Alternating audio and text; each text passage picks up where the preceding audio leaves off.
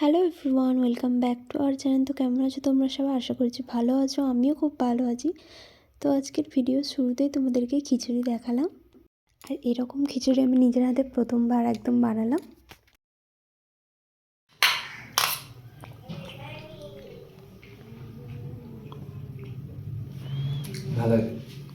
ভালো হয়েছে।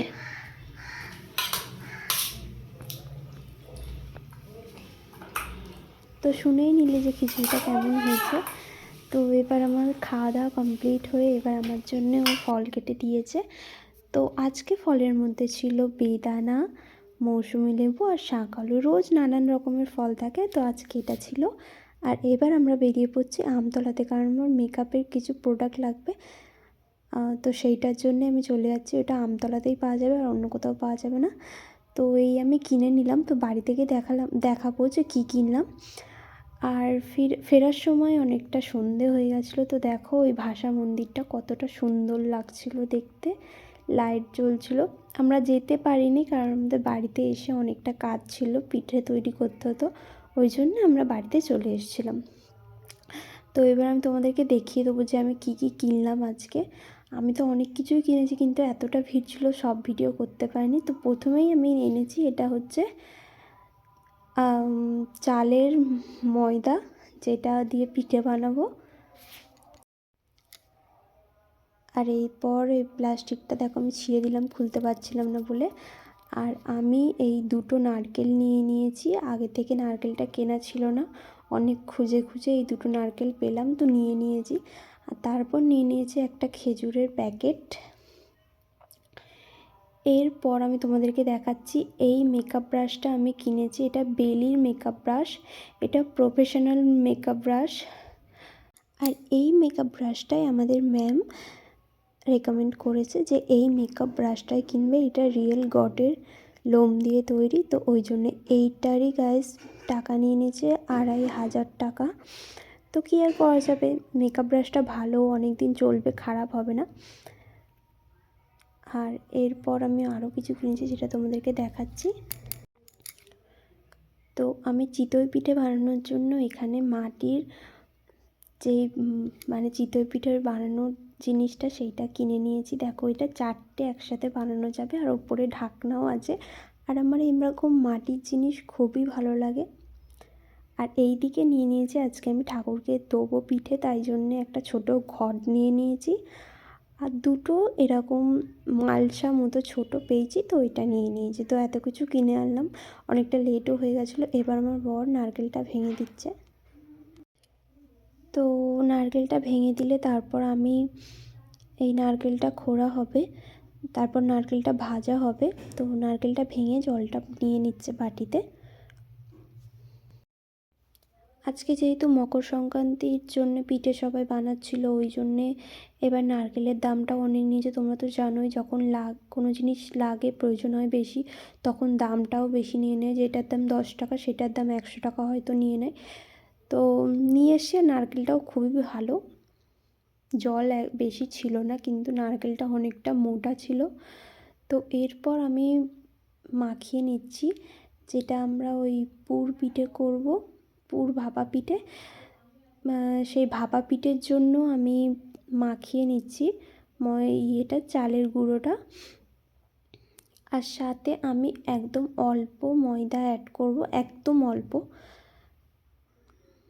যাতে একটু পিঠেটা যখন পিঠের ডিজাইনগুলো করব সেটা একটু ভালোভাবে থাকে। তো আমি এখানটা গরম জল দিয়েই মাখছি, গরম জল দিয়ে মাখতে আমি ছোটো দিয়ে দেখে এসেছি।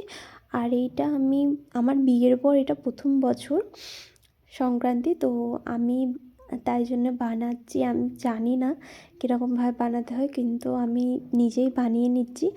আর আমার পুরো হেল্প করেছে আমার বর, আমার প্রায় জিনিস ওই হেল্প করেছে অনেক, তাই জন্যই সম্ভব হয়েছে। আমি একা করলে হয়তো এতটা করতে পারতাম না। তো এটা এরকম অল্প অল্প জল নিয়ে মাখিয়ে দিতে হবে, একসাথে অনেক জল দেবে না। তো মাখিয়ে নেওয়ার পর এই যে আমি কতটা নরম হয়েছে দেখো। আর এইটা কিন্তু ঢেকে রেখে দিতে হবে, সঙ্গে সঙ্গে না করলেই ভালো। তো আমি ঢেকে রেখে দিয়েছি। আর এই দেখো এইদিকে আমার বর কিন্তু নারকেলটা কুড়ে নিচ্ছে। তো তো আজকের এই নারকেল কোড়ার বড়িটাও নতুন একদম কিনে নিয়ে এসেছি, এটাও পরে নিয়ে এসছে। তো আজকে অনেক জিনিসই আমরা কিনে নিয়েছি পিঠের জন্য। আর এই দেখো এবার চিতই পিঠাটা প্রথমেই বানাবো ঠাকুরের জন্য। তো এখানে আমি ওই 4টে বাটি মতো যেটা করা আছে তার মধ্যে একটু সাদা তেল লাগিয়ে দিচ্ছি যাতে পিঠাটা ভালো করে ওঠে। আর এইগুলো এই উনুনে বেশি ভালো হয়, কিন্তু গ্যাসেতেও এখন করে কিন্তু উনুনে আঁচটা ভালো থাকে, ওই জন্য এই পিঠেগুলো ভালোভাবে হয়। তো এটা দিয়ে দিয়েছি আর একদম লো ফ্লেম করে আঁচটা দিয়ে দিয়েছি, আর এবার ঢাকা দিয়ে দিয়েছি, এটা ভাপানো হবে। তো পিঠেটা এবার হয়ে গেছে, তো ঠাকুরকে প্রদীপ দেখিয়ে দিচ্ছে আমার বর। তো প্রদীপ দেখিয়ে আর ঠাকুরকে পিঠেটাও দিয়ে দেবে, বছরের প্রথম খাবারটা ঠাকুরকেই দিয়ে খেতে হবে, তো ওই জন্য দিয়ে দেবো। বাঙালিরা কোনো দিন পিঠে করুক না করুক, কিন্তু এই মকর সংক্রান্তির আগের দিনকে করতেই হবে। কতটা মন দিয়ে পুজো করছে, সন্ধে দিচ্ছে। আর আমি দিইনি, কারণ আমি ওইদিকে পিঠে করছিলাম, ওই জন্যে আমি বললাম যে তুমি দিয়ে দাও, কারণ এই দিকটা আবার দিতে গেলে ওই দিকটা অনেক লেট হয়ে যেত। তো দেখো আমাদের এটা গোপা। তো এই গোপাকে বাচ্চার মতো পুরো যেমনি আরতি দিয়ে দেওয়া হয় সেরকম দিয়ে দিল। তো এই দেখো প্রথম পিঠেটাই তুলে ঠাকুরকে দেয়া হলো, আর সঙ্গে জলও দেয়া হলো। এরপর আমি নারকেল ছাইটা করে নেব তৈরি। আমি একসাথে অনেক কিছুই করছিলাম, কিন্তু ভিডিও করা সম্ভব হয়নি, কারণ একসাথে আমি বলতে গেলে 4 রকম পিঠে করেছি। তো প্রথমবার যেহেতু করেছি খুব ভালো হয়েছে বলবো না, মোটামুটি চলার মতো হয়েছে। তো ফের আরও কবার ট্রাই করব, ভালো হবে, কারণ এর আগে তো কখনোই করিনি, তাই জন্যে অতটাও ভালো হয়নি। চেষ্টা করবো এবার ভালো করার। তো এইগুলো এবার বানিয়ে নিচ্ছি। এইগুলো ছোটোবেলায় যখন মা বানাতো তখন খুব ভালো লাগতো, সাথে বসে বসে সবাই মিলে বসে বানাতাম। তো আজকে একাই বানাচ্ছি, আর আমার বর পারিনি বলে আমি আর বানাতে বলিনি, আমি বললাম আমিই বানিয়ে নিচ্ছি ভালোভাবে। তো এর মধ্যে নারকেল ছাইটা ভরে এইভাবে মুড়ে নিতে হবে। পিঠের মধ্যে কিন্তু এটা হচ্ছে সবথেকে সহজ পিঠে। তোমরা নারকেল ছাই করে এর মধ্যে পুর ভরে আর ভাপিয়ে নেবে, এটা হচ্ছে সবথেকে সহজ পিঠে। আর এইটা খুব খেতেও ভালো, এটা গুড় দিয়ে খেতে খুব ভালো লাগে।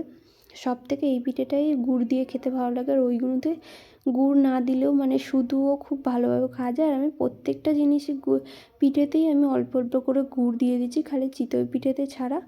তো এই দেখো আমি পিঠেগুলো যখন বানাচ্ছি, অনেক রাত হয়ে গেছিলো বানাতে, কিন্তু রাত্রিবেলাই বানাতে খুব ভালো লাগে। তো আমি বসে বসে বানাচ্ছিলাম, আর এইদিকে আমার বর আমাকে খিচুড়ি খাইয়ে দিচ্ছিল। সকালের খিচুড়িটাই ছিল, রাত্রিবেলা নতুন করে রান্না করিনি, কারণ রাতে পিঠে খাওয়া হবে, তাই জন্যে আমি ওইদিকে পিঠের পুরগুলো ভরছিলাম আর ও আমাকে খাইয়ে দিচ্ছিলো। আর এইটা আরেক রকম পিঠে, এটাকে বলে পোয়া পিঠে। তো এইটা গোল গোলভাবে সব কটা হয়নি, কিছু এমনিও হয়ে গেছে, কারণ এই পিঠেটা করার জন্য একদম ছোট্ট করা যায়, যেটার মধ্যে যতটুকু পিঠে করবে একটাই করবে। তো আমাদের কাছে ছোট্ট করা একদম ছিল না, ওই জন্য এই বড় করাতে করছিলাম বলে অনেকটা অসুবিধা হয়েছে, কিন্তু খেতে ভালোই হয়েছে, আর গরম গরম বেশি ভালো লাগছিলো। এই পিঠেগুলো কিন্তু ঠান্ডা হয়ে গেলে খুব একটা ভালো লাগে না, ভাপা পিঠেটাই একমাত্র ঠান্ডা হয়ে গেলেও খুব ভালো লাগে। তো এইগুলো কিন্তু গরম গরম খেতে খুব ভালো লাগছিলো। আর আমি বেশি খাইনি, রাত্রিবেলা যেহেতু খিচুড়িটা খেয়ে নিয়েছিলাম, তো আমার পেট ভরে গেছিলো। আর আমার বর এই পিঠেটাই খেয়ে শুধুমাত্র বসে থেকে তারপর আমি বললাম যে তুমি বসে থেকে কী করবে, ওই জন্য ঘুমিয়ে পড়েছিল, কারণ সকালবেলা ওকে আবার কাজেও যেতে হবে। তো আমি তখন সব কিছু যেহেতু জোগাড় করে দিয়েছিলো, তো আমার অসুবিধা হয়নি। আমি রাতে একা একা বসে বসেই পিঠেটা বানিয়েছি, আর আমার পিঠে করতে সময় লেগে গেছে রাত 1-1:30 বেজে গেছে। তো তখন এই পিঠেটা হওয়া অবধি জেগেছিলো, তারপর ঘুমিয়ে পড়েছিল। আর এই দিকে দেখো পিঠেগুলো তৈরি। আমি এই পিঠেটার মধ্যে একটা পোড়া পিঠেও বানিয়েছি। পোড়া পিঠেটা তোমরা নিশ্চয়ই দেখতেই পাচ্ছ কোনটা। আর তারপরে এই দেখো এইদিকে পুর পিঠে আর পাটিসাপটা বানিয়েছি, যেইগুলো আমি তোমাদেরকে পিঠেটা করার সময় দেখাতে পারি না, যেহেতু অনেক রাত হয়ে গেছিলো আর আমার খুব ঘুমও পাচ্ছিলো। আমি চাইছিলাম যে তাড়াতাড়ি করে নিই। তো ভিডিওটা এত দূরই কেমন লাগলো তোমরা কমেন্টে জানিও।